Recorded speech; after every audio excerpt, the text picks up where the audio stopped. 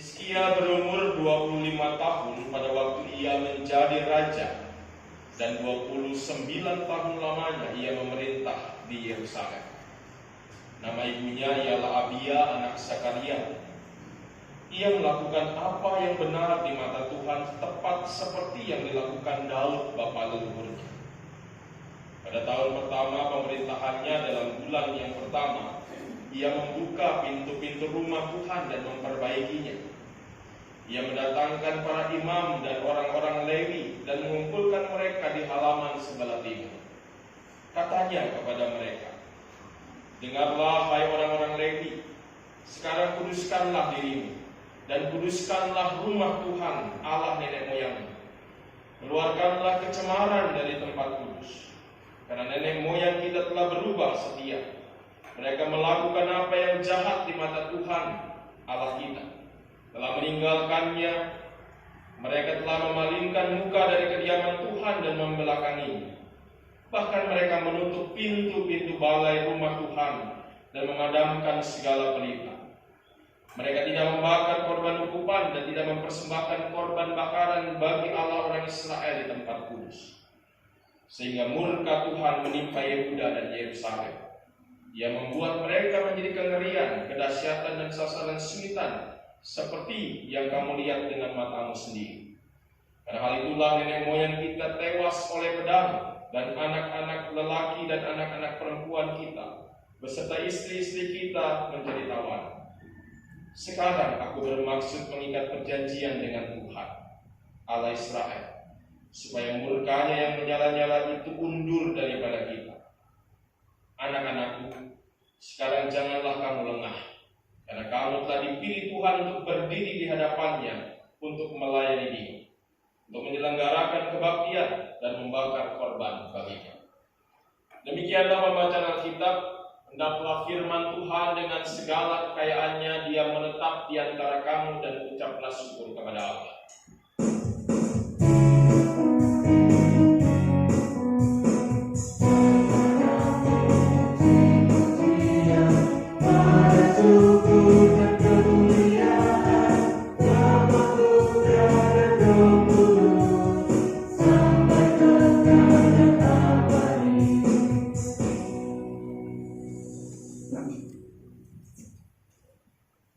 Bapak, saudara, anak-anak yang dikasihi Tuhan, selamat tahun baru buat kita semua. Tentunya kita semua boleh bersyukur kalau pada hari ini, pagi hari ini, kita diizinkan Tuhan untuk menikmati hari baru di tahun yang baru, yang tentunya menjadi tahun yang kita sama-sama nantikan, menjadi tahun yang lebih baik dari tahun-tahun yang sudah kita lewati. Hari ini kita kembali belajar dari firman Tuhan yang akan menguatkan kita dan memberkati kita memasuki tahun yang baru ini. Firman Tuhan di dalam 2 Tawarikh pasal 29 ayat 1 sampai 11 yang merupakan bagian yang mengisahkan seorang raja Yehuda bernama Hizkia yang memulai tugas dan tanggung jawab. Nah, Bapak Ibu Saudara yang dikasihi Tuhan, ada sebuah istilah yang umum kita dengar dalam kehidupan kita. Istilah yang pertama, ada istilah yang mengatakan like father, like son. Istilah yang sama dengan itu, ada istilah juga yang mengatakan buah itu jatuh tidak jauh dari pohonnya. Kedua istilah ini sebenarnya mau mengatakan kepada kita bahwa seringkali ada kemiripan ataupun kesamaan antara orang tua dan anak-anak. Sehingga apa yang dilakukan, apa yang kemudian menjadi sifat, apa yang juga menjadi kebiasaan orang tua itu seringkali juga dilakukan oleh anak-anaknya. Bahkan ini menjadi sebuah sifat yang seringkali terjadi dalam kehidupan manusia. Ya, kadang-kadang sifat-sifat yang buruk pun juga seringkali muncul di dalam pemahaman istilah ini.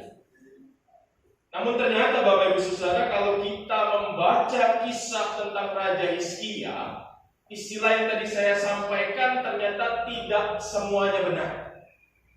Tidak selamanya istilah like father like son itu berlaku.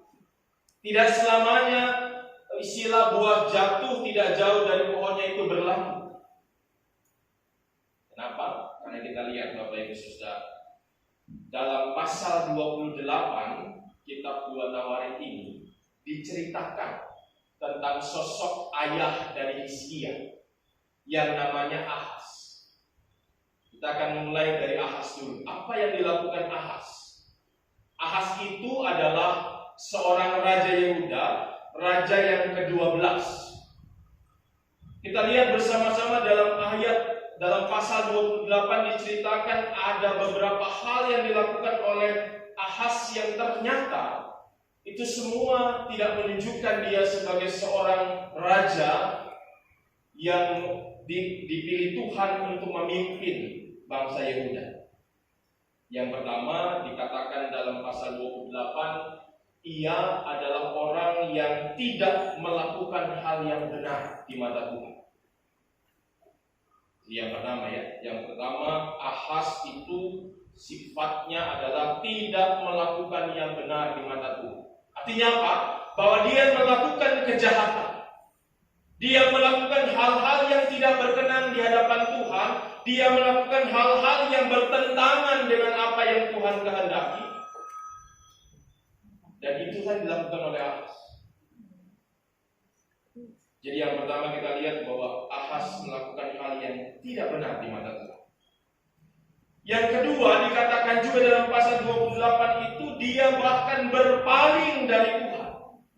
Meninggalkan Tuhan. Meninggalkan ibadah kepada Tuhan. Sebaliknya dia malah menyembah Allah-Allah bangsa lain. Disebutkan di sana salah satunya Allah bangsa Damsyik, yang dianggapnya adalah bangsa yang menolong dia, bangsa yang bisa membantu dia, sehingga dia merasa bangsa ini adalah bangsa yang kuat, sehingga kemudian dia ikut menyembah Allah bangsa Damsyik itu. Nah, yang lebih parahnya lagi Bapak Ibu Saudara dikatakan juga di sana bahwa bukan hanya dia meninggalkan Tuhan, bukan hanya dia meninggalkan ibadah kepada Tuhan, yang dia lakukan juga adalah dia menghancurkan perkakas rumah Tuhan. Di ayat 24 dikatakan seperti dalam pasal 28. Dia hancurkan rumah Tuhan. Kalau tadi malam kita mendengar bagaimana Daud begitu ya, sangat-sangat mendambakan membangun rumah Tuhan. Sangat-sangat menginginkan untuk dipakai Tuhan jadi orang yang membangun bait Tuhan. Tapi ternyata ada umat Tuhan yang malah menghancurkan rumah Tuhan itu sendiri. Kadang-kadang mungkin hal ini juga sepertinya terus terjadi sampai saat ini. Hanya seringkali di dalam persekutuan itu ada orang-orang yang malah bukan membangun tapi menghancurkan persekutuan. Ada orang-orang yang bukan membantu membangun persekutuan tapi malah kemudian meruntuhkan persekutuan itu. Kerjanya cari masalah, kerjanya cari kritik, mengkritik terus gitu ya. Itu yang pernah saya sebutkan, masih ingat Bapak Ibu dengan 5 jari yang melambangkan jemaat? Mungkin sebagian masih ingat ya. Salah satu lambangnya adalah jari tengah begitu. Orang yang dia menggambarkan jemaat-jemaat atau orang-orang yang senangnya cari masalah di gereja. Cari persoalan di gereja, hal-hal kecil dipersoalkan. Semua dikritik, pendeta dikritik, majelis dikritik, semua unit tidak misioner dikritik, nggak ada yang benar. Kalau sudah berhadapan dengan orang-orang seperti itu kan susah. Yang terjadi bahwa persekutuan bukan semakin kuat, malah semakin kemudian terpecah belah. Nah, kadang-kadang kalau sudah ada orang-orang seperti itu, orang-orang seperti itu nggak mau sendiri. Orang Jawa bilang cari golek bolo, cari teman. Jadi sudah mulai cerita ke sana, Di sana nggak mau dengarkan, dia nggak mau ikuti, dia cari yang lain. Sampai kemudian dia cari kekuatan. Dan itu melemahkan. Itu juga seperti halnya dilakukan Ahaz, menghancurkan persekutuan. Ditambah lagi kalau kita lihat kembali ke dalam konteksnya Ahaz, kita lihat dalam ayat 24 juga ditegaskan juga bahwa dia bukan hanya meninggalkan Tuhan, bukan hanya menyembah Allah Damsyik, bahkan dikatakan di sana dia memerintahkan umat atau bangsa Yehuda pada saat itu menyembah dia.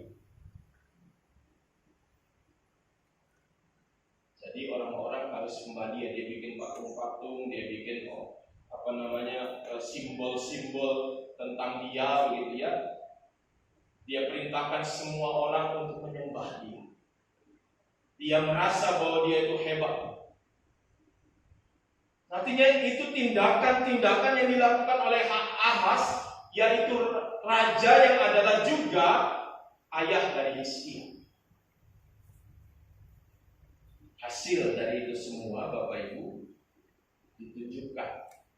Ternyata pada saat orang-orang atau seorang raja atau sosok seorang umat Tuhan tidak melakukan kehendak Tuhan, meninggalkan Tuhan, melalaikan ibadahnya kepada Tuhan, kita belajar dari Ahaz apa yang terjadi kepadanya.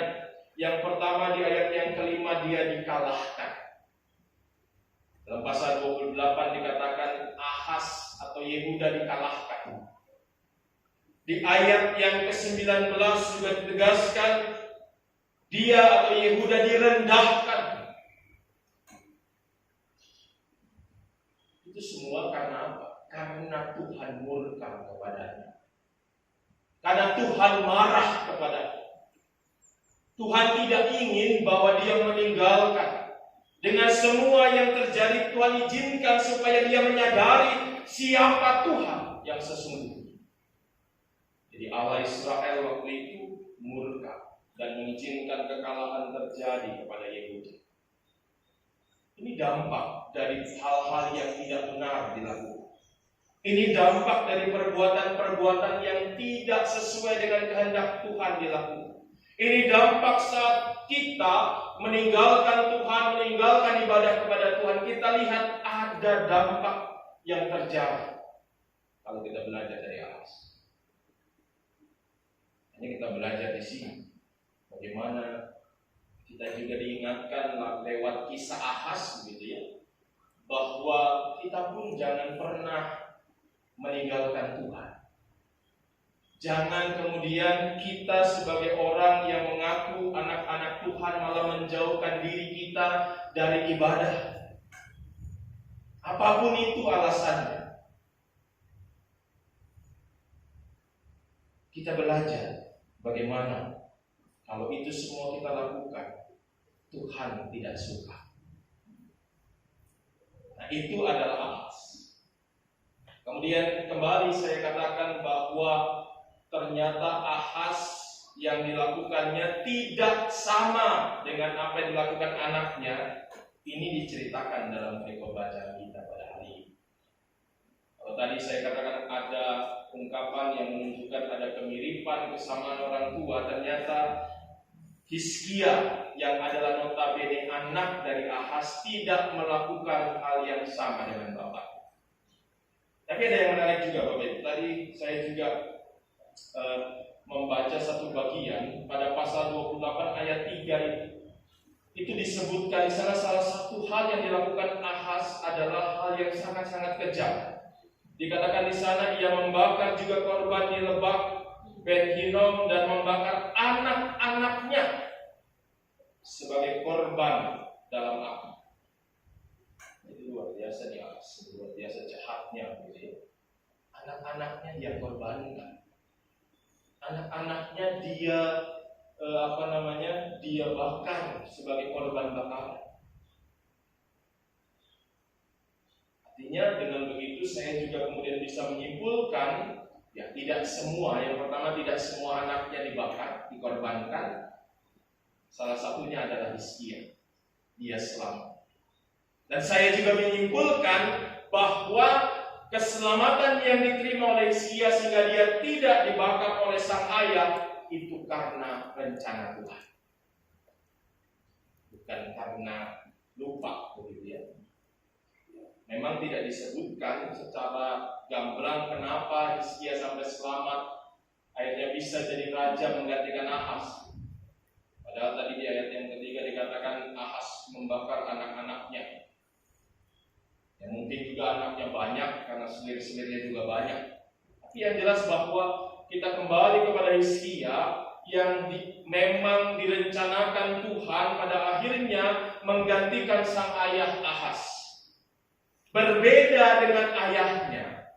Kita lihat bersama-sama ayat-ayat firman Tuhan yang kita baca hari ini menyatakan perbedaan.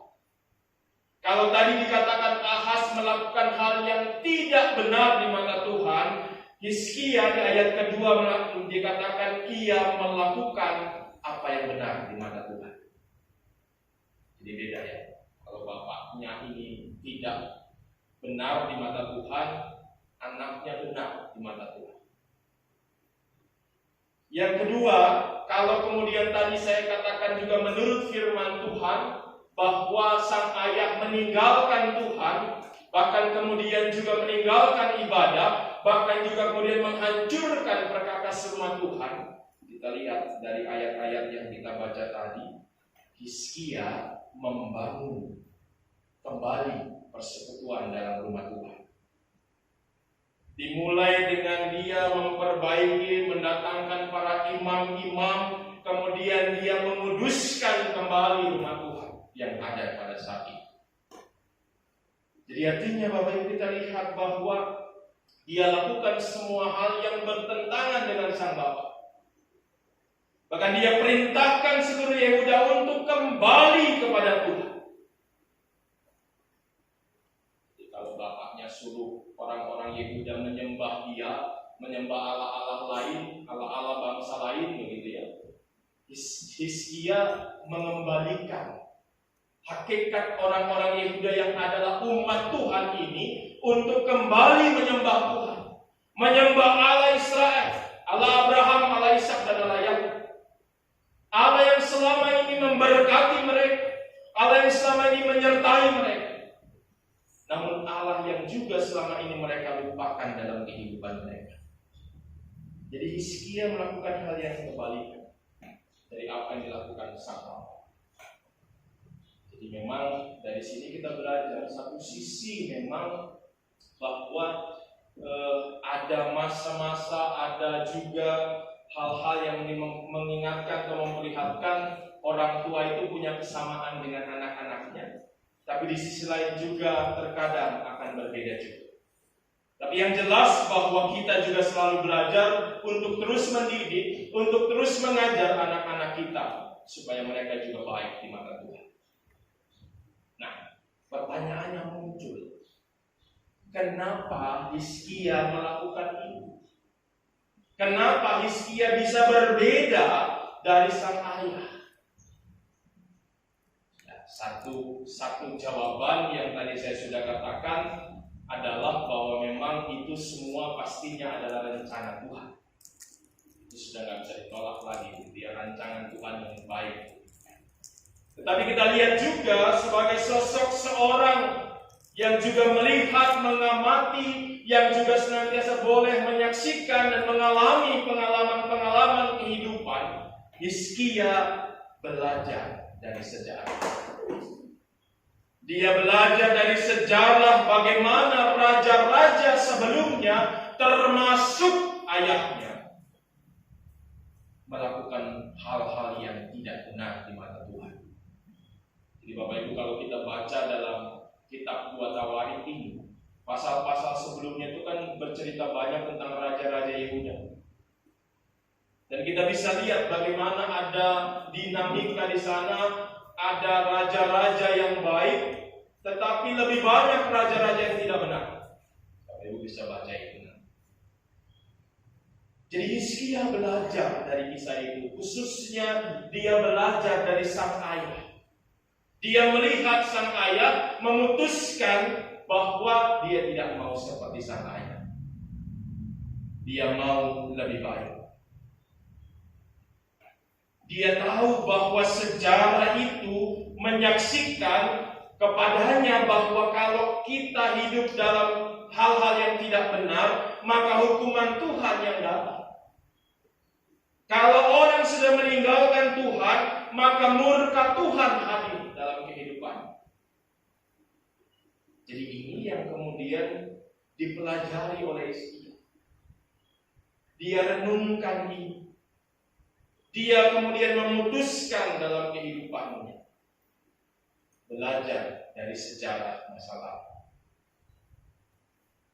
Jadi Bapak Ibu, saya jadi ingat pada saat mempersiapkan khotbah ini, saya ingat juga kalau kita belajar sejarah, saya ingat kemudian ada sebuah ungkapan yang disampaikan Presiden pertama Republik Indonesia yang disebut dalam pidato terakhir beliau di muka umum begitu ya, di lapangan Banteng, yang berjudul Jas Merah. Jangan sekali-sekali melupakan sejarah.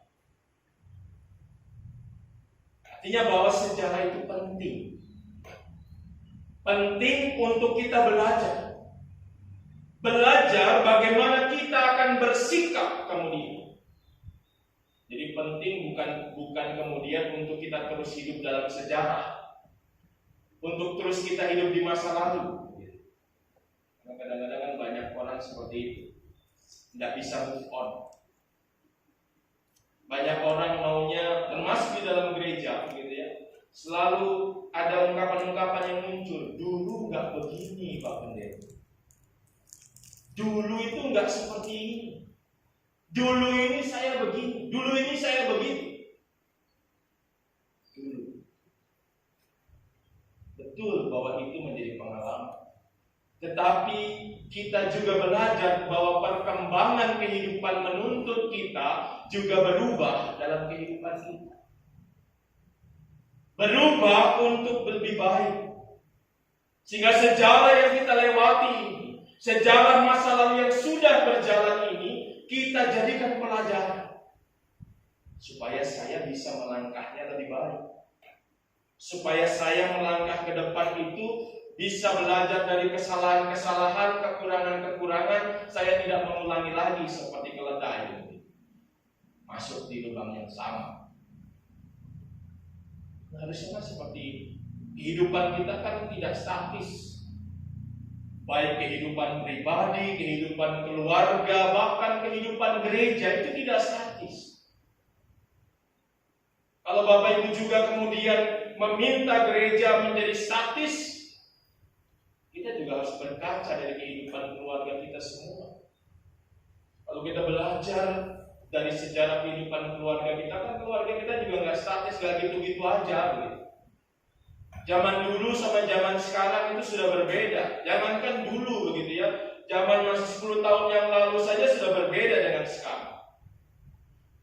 Jadi nggak bisa kemudian kita selalu hidup dengan masa lalu kita, hidup dalam sejarah kita. Kita menjadi orang-orang yang gagal move on.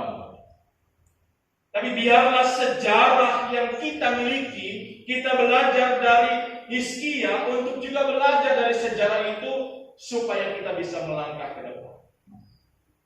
Jangan sejarah malah kemudian membuat kita jalan di tempat, nggak maju-maju. Maunya gitu-gitu aja. Maunya gini-gini saja. Kita juga harus terus maju ya. Dalam hidup Bapak Ibu juga Bapak Ibu mau terus maju. Gereja juga harus mau terus maju. Jadi Hizkia belajar dari semua ini. Dia belajar bagaimana akhirnya menyimpulkan kalau dia hidup benar, Tuhan memberkati dia. Kalau dia hidup benar, maka Tuhan menyertai langkahnya. Dan ini terbukti Bapak Ibu. Kalau Bapak Ibu membaca ceritanya Hizkia ini diberkati Tuhan luar biasa. Kemanapun dia pergi, dia menang berperang. Siapapun lawannya dia bisa hadapi dan menang. Bahkan saat dia sakit, ada cerita yang yang sangat terkenal dalam Alkitab saat dia sakit, hampir mati katanya dalam menurut Alkitab gitu. Dia berdoa sama Tuhan, dia minta, dia mohon sama Tuhan. Tuhan, izinkan saya masih mau melanjutkan kehidupan saya, bukan buat diri saya, tapi buat bangsa ini. Dia menyadari mungkin tugasnya belum selesai, masih ada hal-hal yang harus dia lakukan. Dia minta sama Tuhan lewat Yesaya. Dan apa yang terjadi? Tuhan berikan itu semua. Tuhan dengar doanya, Tuhan kabulkan doanya, 15 tahun lagi dia ditambahkan usianya. Luar biasa ya. Bapak Ibu mau nggak kalau doanya dijawabkan seperti minta dikabulkan Tuhan? Pasti semuanya mau. Kalau mau seperti itu, hidup benar dulu. Jangan cuma kita nuntut Tuhan. Jangan cuma kita maunya Tuhan yang selalu memperhatikan kita. Kita nggak pernah perhatikan Tuhan. Jadi kalau kita mau dikabulkan Tuhan, kita belajar dari Hizkia ini, hiduplah dalam kebenaran, hiduplah sesuai dengan kehendak Tuhan. Jangan jauhkan diri kita dari persekutuan ibadah. Jangan kemudian kita malah menjadi orang-orang yang merusak persekutuan, tapi sebaliknya mari kita bangun persekutuan rumah Tuhan ini sama seperti Hizkia. Nah, itulah pelajaran buat kita hari ini. Kita belajar dari Hizkia, belajar bahwa kita semua ini punya sejarah, punya masa lalu. Paling tidak kan sudah tahun 2020 kita sudah bisa bilang ini sejarah kita, masa lalu kita. Masa lalu yang mungkin membuat kita ini berpikir, kira-kira tahun ini gimana ya hidup saya? Kira-kira 2021 ini sudah lebih baik belum ya? Kira-kira COVID-nya sudah bisa hilang belum ya? Atau jangan-jangan ada yang bilang ini baru seperti kalau film trailernya. Tahu trailer apa itu? Trailer itu cuplikan yang mengantar orang masuk ke dalam film supaya penasaran. Ada orang yang bilang begitu loh, Bapak. Artinya kalau cuma trailer, cuma cuplikan, berarti kan yang kita alami 2020 bisa saja lebih susah di 2021. Kalau kita dengar hal seperti itu kan membuat kita semakin dakdikduk, ya, semakin khawatir. Gimana 2021 ini? Bagaimana kehidupan kita 2021? Marilah kita belajar hari ini seperti halnya Hizkia. Kita belajar dari sejarah kehidupan kita. Kalau kita selalu hidup dalam kebenaran, kita tinggalkan kejahatan, kita tinggalkan perbuatan-perbuatan yang tidak benar di tahun sebelumnya, maka kita percaya bahwa Tuhan selalu menyertai kita. Kita percaya juga bahwa penyakit pandemi ini bisa hilang karena Tuhan. Jadi mari kita mulai dari diri kita sendiri, mulai dari kehidupan kita. Ya mungkin orang bilang istilahnya nggak usah lah ngurusin negara, gitu ya. Karena kita nggak sampai ke sana juga. Kadang-kadang kita memposisikan diri kayak orang yang sudah bisa menentukan negara. Kita ngomongin negara, ngomongin yang besar-besar, padahal kita nggak bisa bikin apa-apa. Artinya bahwa kita mulai dari diri kita. Apa yang bisa saya lakukan? Apa yang saya bisa kerjakan? Apa yang saya bisa berikan? Apa yang keluarga saya juga bisa lakukan? Itu yang kita lakukan. Karena ini soal apa, ini karena apa pandemi ini, ya kita nggak pernah tahu. Tapi yang jelas pandemi ini ada, dan butuh kita untuk juga ikut serta membantu dalam pemulihannya. Ya paling tidak saya selalu katakan hal sederhana, kemana-mana pakailah masker, jagalah kesehatan, makan yang sehat, supaya kita terjaga iman dan imun kita. Jadi kita mulai untuk bisa menjalani hari-hari kita ke depan ini dengan belajar dari sejarah kita untuk bisa membuat kita lebih baik di tahun ini. Kalau kita memulai dengan kita membuat diri kita lebih baik, pasti kondisi juga akan lebih baik. Tapi kita mulai dari diri kita sendiri. Kita gak bisa mengharapkan orang lain. Kita gak bisa harapkan yang lain di luar. Tapi kita mulailah dari diri kita. Lebih baik di tahun 2021. Berjalanlah mulai melangkah dengan sebuah resolusi, sebuah janji iman kepada Tuhan. Saya mau lebih baik di tahun ini. Amin.